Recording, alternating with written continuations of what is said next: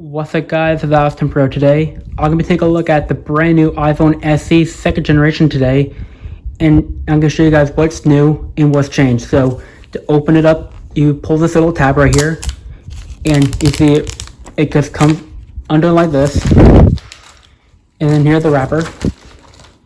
Then open a box, and the first thing you see is the paperwork right here, and you see a red pamphlet right here with the paperwork, and this basically telling you that Apple is using part of your portion of your purchase for COVID-19 donations, which is really cool. And you get Apple stickers along with your welcome to iPhone guide, the SIM ejection tool, and like the regulatory information, all that, which is really cool.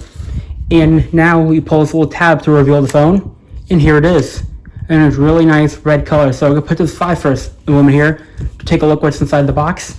So basically you get your usual accessories, the iPhone wall brick, and it does support fast charging, but you have to purchase that separately. And the lightning connected ear pods right here, which do not include the adapter. Only the Plus model iPhones get the adapter for the old analog headphones. But if you get the smaller iPhones, you won't get that. And you get a lightning connector, which is really cool. It's the usual accessories. Now to the phone, you you have to peel the plastic back and off the phone like this, and just like that, here's the new phone.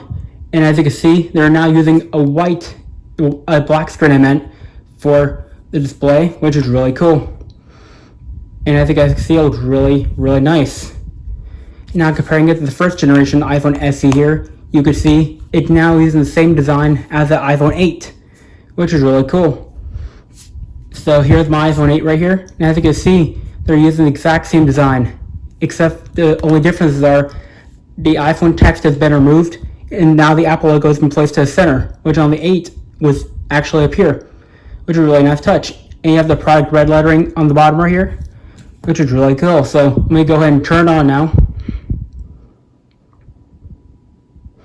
And you can see it's now powering on, and Apple's now using black displays for all their iPhones now. They've officially discontinued the white displays for all their devices now. They're only making the back of the device white and the front of the black, which is actually really cool touch to it.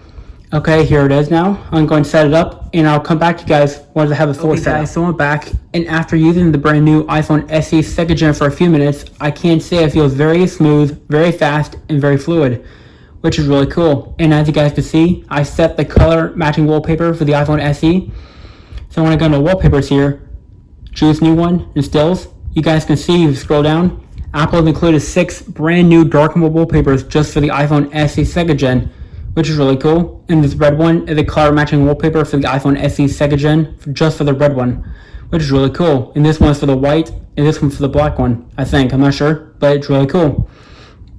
And some of the cool features I want to show you that are from the iPhone 11 that the iPhone SE 2nd gen gets is the controls for changing your camera settings from here, like cropping the resolution you want the frame to be at, which is really cool just by swiping up, which is really cool.